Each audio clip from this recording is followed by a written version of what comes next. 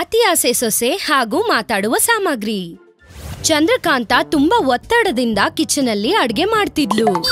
ಊರಲ್ಲಿರೋ ಇಡೀ ಜನ ಅಲ್ಲ ಮಿಕ್ಸಿ ಗ್ರೈಂಡರ್ ಇಂದ ಪಟ ಪಟ ಅಂತ ಕೆಲ್ಸ ಮುಗಿಸಿ ಆರಾಮಾಗಿ ಕೂತ್ಕೊಂಡು ಟಿವಿ ಮುಂದೆ ಸೀರಿಯಲ್ ನೋಡ್ತವ್ರೆ. ನನ್ನ ಅತ್ತಿಗೆ ಏನ್ ಬಂದಿರೋದು, ಈ ಕಾಲದಲ್ಲೂ ಉರುಳ್ಕಲ್ಲು ರುಬ್ಬೋಕಲ್ಲು ಅಂತ ಸತಾಯಿಸ್ತವ್ರೆ. ಇದ್ರು ಇದನ್ನೆಲ್ಲ ಇಟ್ಕೊಂಡ್ ಕೆಲ್ಸ ಮಾಡಕ್ಕೆ ಸಾಯ್ತಾ ಇದ್ದೀನಿ ಅಂತ ಹೇಳ್ತಾ ಇರುವಾಗ ಅಡ್ಗೆ ಮನೆಗೆ ಸೂರ್ಯಕಾಂತ ಬಂದ್ರು. ಏನಮ್ಮ ಸೊಸೆ, ಏನೋ ಗೊಣಗ್ತಾ ಇದ್ಯಾ? ಏನಿಲ್ಲ ಅತ್ತೆ, ನಾನೋಗಿ ಹಿಟ್ಟು ರುಬ್ಕೊಂಬರ್ತೀನಿ ಅಂತ ಹೇಳ್ತಾ ಬೇಳೆ ತಗೊಂಡು ರುಬ್ಬುಕಲ್ ಹತ್ರ ಬಂದ್ಲು. ರುಬ್ಬುಕಲ್ನ ಪಕ್ಕದಲ್ಲಿ ಇಡ್ತಾ, ಅಯ್ಯಮ್ಮ ಈ ರುಬ್ಬೋಕಲ್ಲೇನು ನಮ್ಮ ಅತ್ತೆ ತರನೇ ಇಷ್ಟ ಬರ ಇದೆ ಅಂತ ಹೇಳ್ತಾ ಬೇಳೆನ ರುಬ್ಬೋಕ್ ಹಾಕಿ ಜರ ರುಬ್ಬಿದ್ಲು. ಕೊನೆಯದಾಗಿ ರುಬ್ಬೋಕಲ್ನ ಪಟ್ಟಂತ ನೆಲಕ್ ಬಿಸಾಕಿದ್ಲು. ಜೋರಾಗಿ ಶಬ್ದ ಕೇಳಿಸಿದ್ರಿಂದ ಅಲ್ಲಿಗೆ ಬಂದ ಸೂರ್ಯಕಾಂತ ಚಂದ್ರಕಾಂತಾಳ ಎಲ್ಲಾ ಚಟುವಟಿಕೆಯನ್ನು ಗಮನಿಸಿದ್ರು. ಇಲ್ ನೋಡು, ಆ ರೀತಿ ಮಾಡಿದ್ರೆ ನಮ್ ನೆಲನೇ ಒಡೆದೋಗೋದು. ಅರೆ ಅತ್ತೆ, ನಾನೇನು ಮಾಡಿಲ್ಲ, ಆ ರುಬ್ಬೋಕಲ್ಲೇ ಹಾಗೆ ಉರುಳ್ಕೊಂಡೋಗ್ ಬಿತ್ತು. ಬೇಕಿದ್ರೆ ಅದನ್ನೇ ಕೇಳ್ ನೋಡು. ಅದನ್ನ ಕೇಳ್ಬೇಕಾ? ಕೇಳ್ತೀನಿ ಅಂತ ಹೇಳ್ತಾ ಅಲ್ಲಿಂದ ಹೊರಟೋದ್ರು ಸೂರ್ಯಕಾಂತ. ಆ ದಿನ ಮಧ್ಯಾಹ್ನ ಚಂದ್ರಕಾಂತ ಬಟ್ಟೆನೆಲ್ಲ ಬಂಡೆಗೆ ಹಾಕಿ ಜಡಿತಿದ್ಲು. ತುಂಬಾ ಜೋರಾಗಿ ಜಡಿತಿದ್ದಿದ್ರಿಂದ ಸೂರ್ಯಕಾಂತ ಬಟ್ಟೆ ಹರಿದೋಯ್ತು. ಆ ಹರಿದೋಗಿರೋ ಬಟ್ಟೆಯಿಂದ ನೋಡಿದ್ರೆ ಎದುರುಗಡೆ ಸೂರ್ಯಕಾಂತ ಕಾಣಿಸಿದ್ರು.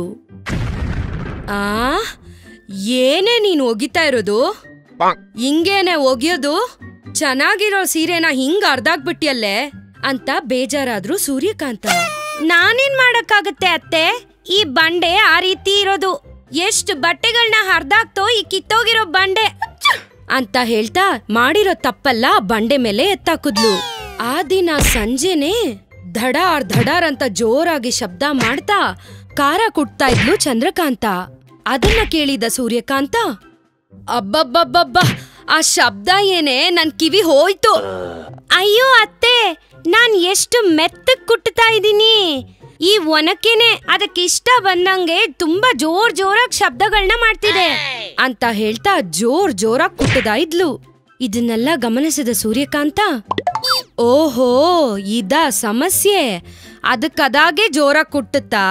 ಸರಿ, ಆ ರೀತಿನೇ ಆಗ್ಲಿ, ಈಗೇನ್ ಮಾಡ್ತೀನಿ ನೋಡು ನಿಂಗೆ ಅಂತ ಕಣ್ಣು ಮುಚ್ಚಿ ಏನೋ ಮಂತ್ರನ ಹೇಳಿದ್ರು. ಹೇಳಿದ ಕೂಡ್ಲೆ ರುಬ್ಬೋ ಕಲ್ಲಿಗೂ ಒನಕೆಗೂ ಪ್ರಾಣ ಬಂತು. ಆಗ ಆ ಕಲ್ಲು ಒನಕೆಗೆ ಜೋರಾಗಿ ಗಾಳಿ ಬೀಸ್ತು. ಆಗ ಅದ್ರಲ್ಲಿದ್ದಿದ್ ಖಾರ ಗಾಳಿ ಗೆದ್ದು ಚಂದ್ರಕಾಂತ ಕಣ್ಣಿಗೆ ಬಿತ್ತು. ಉರಿತಾ ಇದೆ, ಅಬ್ಬಾ, ಕಣ್ಣಿಗೆ ಖಾರ ಬಿತ್ತು, ಉರಿತಾ ಇದೆ ದೇವ್ರೆ, ನೀರೆಲ್ಲಿ ನೀರೆಲ್ಲಿ ಉರಿತಾ ಇದೆ ಅಂತ ಹೇಳ್ತಾ ಕಿರ್ಚ್ಕೊಂಡು ಆ ಕಡೆ ಈ ಕಡೆ ಓಡಾಡ್ತಾ ಇರ್ಬೇಕಾದ್ರೆ ಆ ರುಬ್ಬೋಕಲ್ಲು ಅದಾಗದೆ ಬಂದು ಚಂದ್ರಕಾಂತ ಕಾಲಿಗೆ ಸಿಕ್ಕಿತು.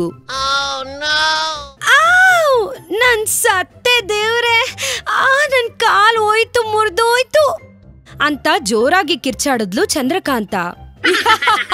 ಚಂದ್ರಕಾಂತಾಳ ಎದುರಿಗೆ ಆ ಒನಕೆ ಹಾಗೂ ರುಬ್ಬೋಕಲ್ಲು ನಗುತ್ತಾ ನಿಂತಿತು ಅಂತ ಆಶ್ಚರ್ಯದಿಂದ ನೋಡಿದ್ಲು ಚಂದ್ರಕಾಂತ. ಆವಾಗ ಅಲ್ಲಿಗೆ ಬಂದರು ಸೂರ್ಯಕಾಂತ. ಏನ್ ನಡೀತಿದೆ ಇಲ್ಲಿ ಅಂತ ಕೇಳಿದ್ರು. ತಕ್ಷಣ ರುಬ್ಬೋಕಲ್ಲು, ನಾನೇ ಹತ್ರ ಬಂದು ಆ ಕಲ್ಲೊಳಗಡೆ ಬಿದ್ದು ಚಂದ್ರಕಾಂತ ಕಣ್ಣೊಳಗಡೆ ಖಾರ ಬೀಳುವಂಗ್ ಮಾಡ್ದೆ. ಇದ್ರಲ್ಲಿ ಅವಳದೇನು ತಪ್ಪೇ ಇಲ್ಲ ಗೊತ್ತಾ ಅಂತ ಹೇಳ್ತು. ತಕ್ಷಣ ಆ ಒನಕೆ, ನಾನೇ ಚಂದ್ರಕಾಂತ ಹತ್ರ ಬಂದು ಅವಳು ಕಾಲ್ ಮೇಲೆ ಬಿದ್ದೆ. ಕಣ್ಣು ಮುಂದೆ ಮಾತಾಡ್ತಾ ಇದ್ದಿದ್ ರುಬ್ಬೋಕಲ್ಲು ಒನಕೆನ ನೋಡಿದ್ ಚಂದ್ರಕಾಂತಾಳಿಗೆ ವಿಷಯ ಎಲ್ಲ ಅರ್ಥ ಆಯ್ತು. ಅಮ್ಮ ಅತ್ತೆ, ನಿಮ್ ಹತ್ರ ಮ್ಯಾಜಿಕ್ ಇದೆ ಅಂತ ನನ್ಗಿಷ್ಟು ಗೋಳಾಡಿಸ್ತಿದೀರಾ?